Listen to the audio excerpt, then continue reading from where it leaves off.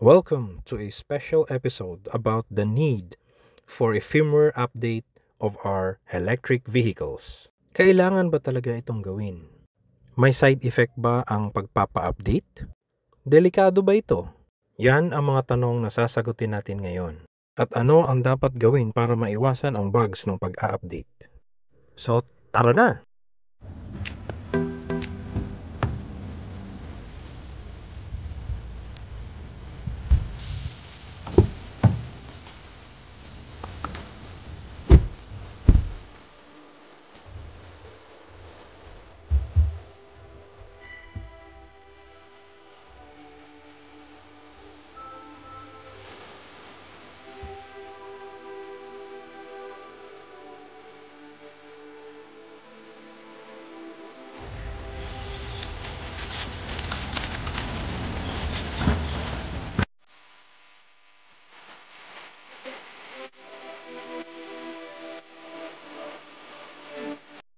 So ito mga ka-EFAM, ang laman ng third update ni VF5.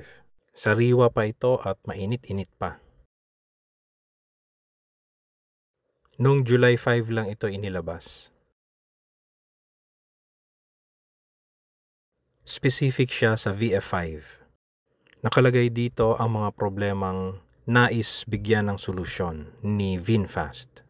Kasama dito ang problema sa SOC o state of charge. Tingin ko parang calibration ito ng battery. Para sakto ang estimate ng range. Kasama na rin dito ang screen reboot issues ng MHU. Sa madaling sabi, inaayos nito yung mga glitches ng screen. So from version 10.10, ngayon ay version 11 na tayo. Ito na ang magbibigay ng solusyon sa mga problema sa taas. Pero bago ang lahat, kailangan updated ang IDS natin. Good evening, Electrified Fam! Katatapos lang yung firmware update, third firmware update. Bale, version 11 na tayo ngayon. And I'll be showing to you yung summary, no, nung update. Pero meantime, let's check kung ano yung mga nabago. Yung version 11 na update ng VF5, 90% of it tungkol dito sa infotainment, no, sa MHU. Let's see. First, ang napansin ko dito is yung time, no? Updated na siya. Yan. Yung time sa instrument panel. Okay. Yan. Kasi last time, ano siya, 1 hour late, no? Pero ngayon, updated na. Yung responsiveness ng screen. Dati, medyo mabagal. Pag pindot mo, minsan nakakadalawa pa ako, minsan tatlo pa nga bago mag-respond ng screen. Pero ngayon, napansin ko, medyo mabilis na siya. So, for example, yung sa, yan, halimbawa ganyan, isang pindot lang, nagre-respond na agad. Tapos, ayan, oh. So halimbawa itong rear camera, ayan, mabilis na siya, mabilis-bilis siya kumpara noon. And then media, ayan, balik ulit natin, tingnan natin ulit. Ayan, dati kasi mga dalawang pindot bago magre-react, ngayon responsive na siya eh. Charging, nasa 100% pa lang aking settings. Okay, so yun yung na-observe ko, no? Highly responsive siya kumpara noon. And then mabilis na rin siyang kumilos. Okay, and then siguro yung iba ma-discover ko na lang as I go on, no? Pero another thing is yung BMS. Napakatahimik na niya kahit nasa ilalim ng katirikan ng araw, hindi siya umuugong, no? Last time kasi umuugong eh. So, ganun pa rin device. Okay, Wi-Fi assistant. Okay, so punta tayo dito sa ito ang version ng voice command niya. Hey VinFast, turn on radio. Okay, that's nice. Hey VinFast, turn off radio. Okay, it's off now. Hey VinFast, change station. Woo! Nandito ako ngayon sa VinFast Marikina para matesting ang fast charging. Salamat po sa VinGreen. Libre pa ito ngayon. Okay, so nandito na ako sa VinFast Marikina. Kausap ko dito yung sir, anong name nyo? Joshua. Joshua, okay. So Sir Joshua, tatanungin ko lang kung 24 hours open ba itong fast charger natin? Yes, yung VinFast charger natin dito na fast charging ay 24 hours na open.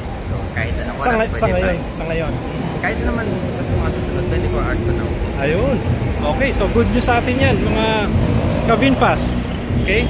Thank you sir. Thank you. Hello, so it's 24 hours open. May kasabay akong nagche-charge din, no? Green GSM.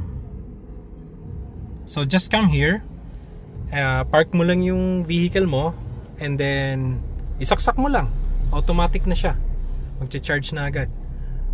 Hindi na kailangan magpaalam, kindatan mo lang yung guard. Ayun yung guard, kindatan mo lang. May isang VF5 na dumating, siguro magche-charge din to. So charging na tayo. It's 49 charging now. 60 kilowatt charging pala to. So all goods na yung charging natin. Hindi naging hyperactive ang radiator fan even after charging, fast charging. At isa sa mga inayos ng update na ito ay ang glitch sa MHU. Ito yung halimbawa.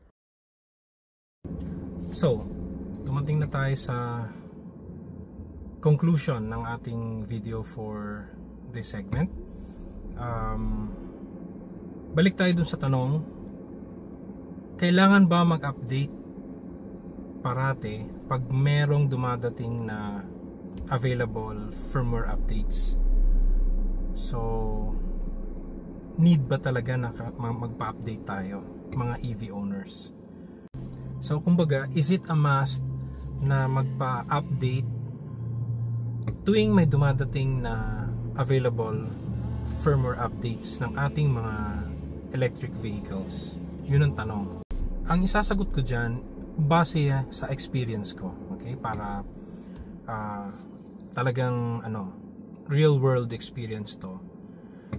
Okay, bigyan ko kayo ng summary ng ano nangyari sa aking VF5, okay, aking electric vehicle. So nung kinuha ko siya as stock, meron siyang problem na glitches ng infotainment system. So minsan bumubukas, minsan hindi. Okay. After the first update, okay, yung unang update, bale medyo nag-improve yung glitches, nawala siya, nagiging madalang. Kaya lang may napansin ako na iba ngayon yung timpla nung BMS, umuugong siya sa compressor yata or sa fan. Mabilad siya sa araw o di kaya bagong charge, no? Kahit sa AC charger ng SM,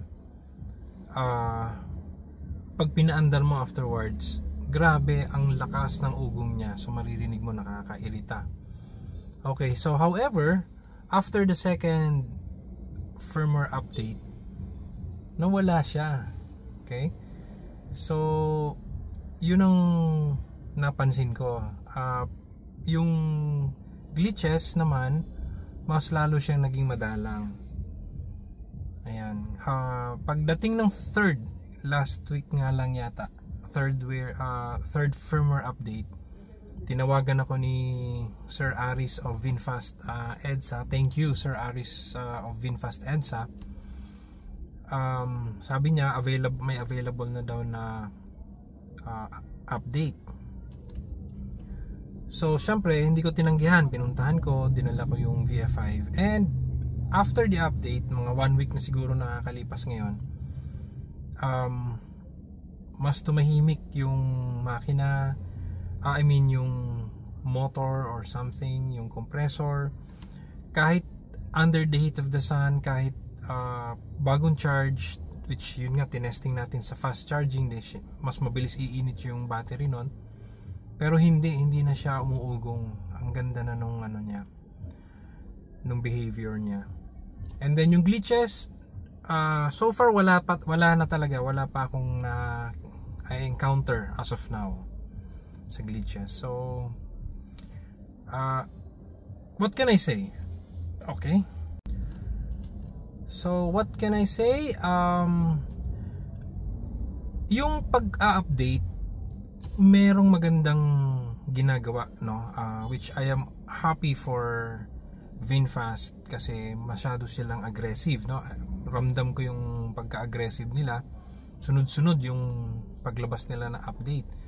So naayos yung mga glitches. However, may kasama siyang, what do you call that, bug, na minsan nagugulo yung dating setup. So ang nangyari, yun nga, naging from tahimik na radiator fan, naging hyperactive siya on after the first update. So yun yung nakita ko, may parang kumbaga sa gamot may side effect. Okay, kaya lang ang maganda doon, on the next update nagagamot naman siya or naaayos naman siya, no? So yun ang maganda. So yun lang naman yung aking experience. Regarding dun sa tanong kung i-recommend ko ba yung pagpapa-update, kahit halimbawa wala namang problema yung EV nyo, okay, i-recommend ko ba? Okay, ang sagot ko dyan, yes, a big yes. Kailangan talaga ina-update kasi nga software yan. And makikita mo naman, yung dating walang voice command, ngayon may voice command na. Yung dating walang CarPlay, ngayon may CarPlay na. Yung mga ganun. So na-i-improve, okay, pagka merong update. So siguro go ahead with the update. Yun nga lang, ang best move natin dyan is pakiramdaman nyo muna. Kung wala namang problema yung car nyo, pakiramdaman nyo muna sa mga nagpa-update, or manood kayo ng reviews like this one. Tingnan nyo muna kung ano ba naging side effect dun sa nagpa-update. Okay, ngayon kung wala naman, katulad nito after the third firmware update, wala naman akong nakitang bugs, this is good, no? So ituloy nyo. So ganun na lang, just be careful lang. Pero definitely kailangan magpa-update. Okay? Sige.